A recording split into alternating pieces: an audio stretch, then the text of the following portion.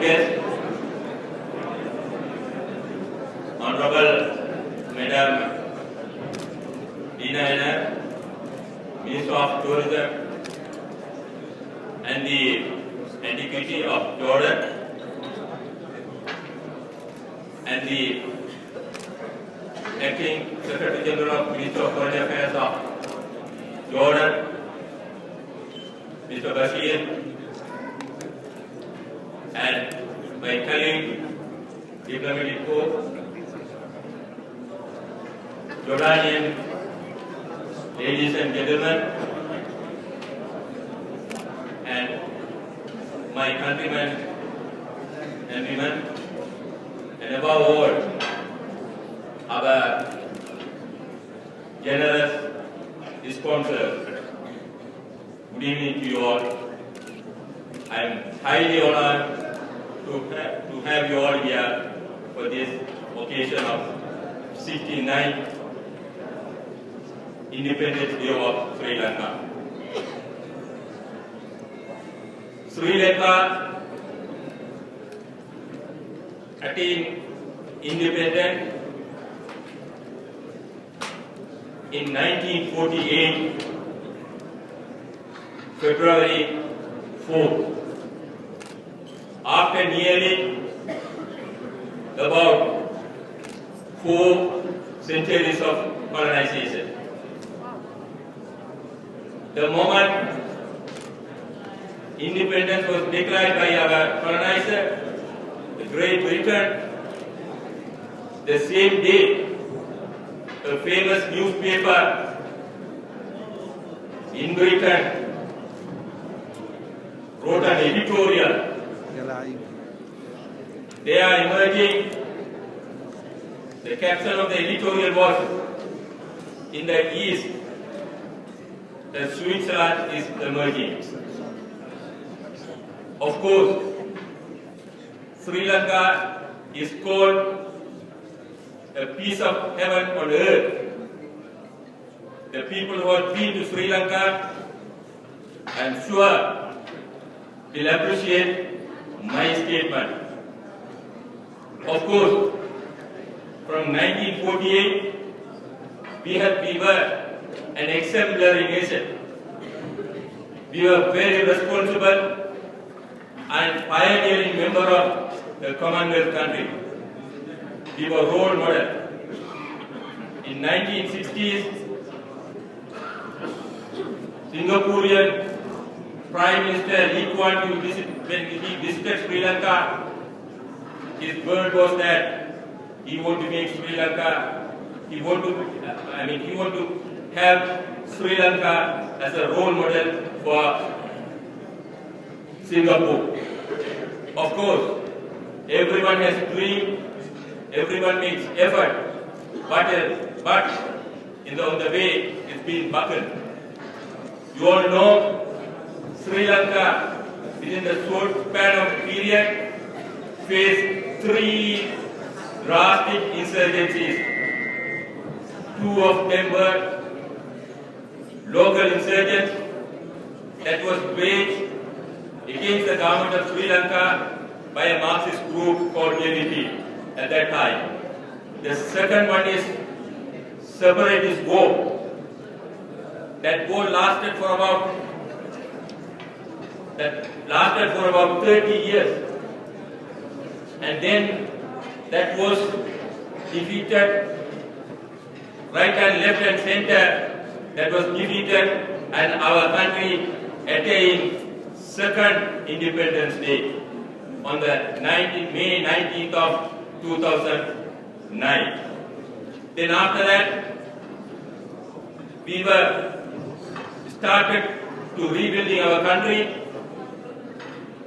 and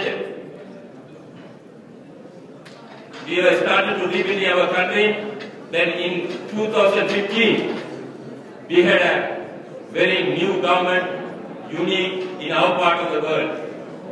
In Sri Lanka, always 2 opposition parties was ruling the country, but this time in 2015, 2 parties, they were always working against each other, got together and form a national government.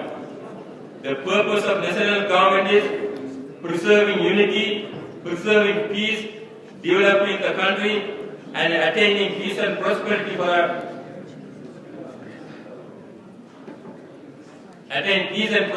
Sri Lanka. Of course, Sri Lanka very progressively marching forward their development. Now, we are well-respected member of the international community, and many governments has opened their door for us to help.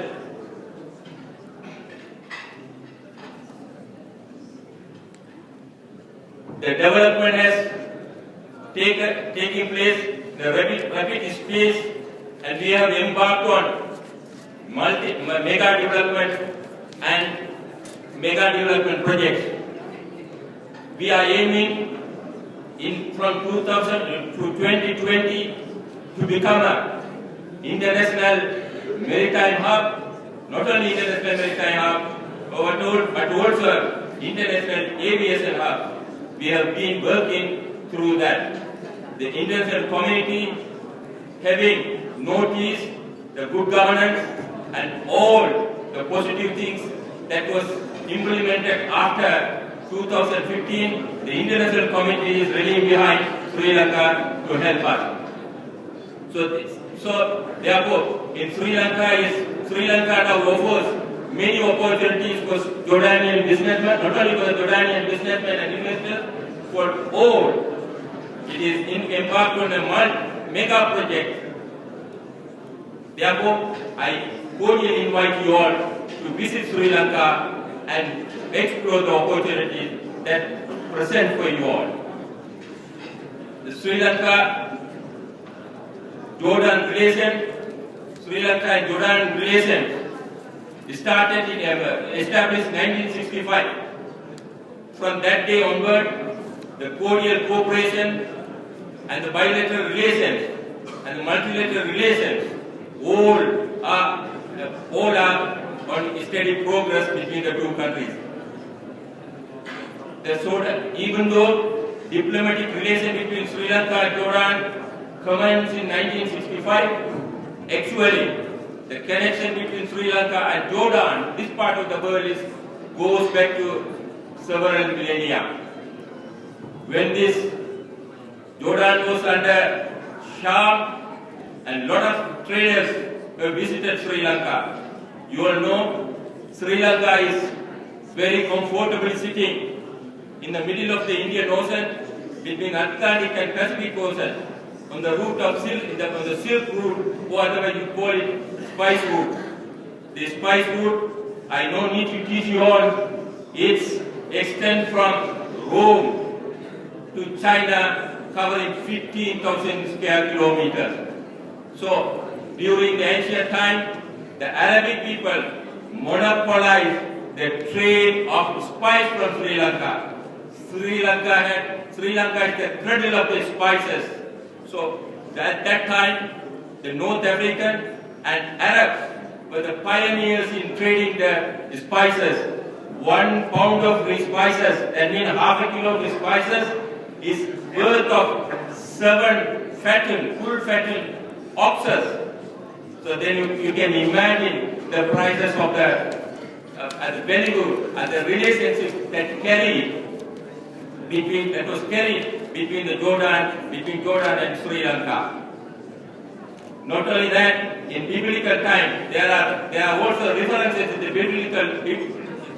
there are biblical references also which say cinnamon, Sri Lankan cinnamon, was used as a fragrance in Jerusalem.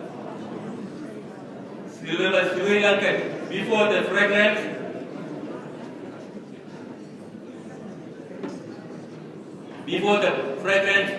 the perfume fragrance was invented, it is Sri Lankan perfume, the cinnamon, gave an aroma to Jerusalem. That is during the biblical time.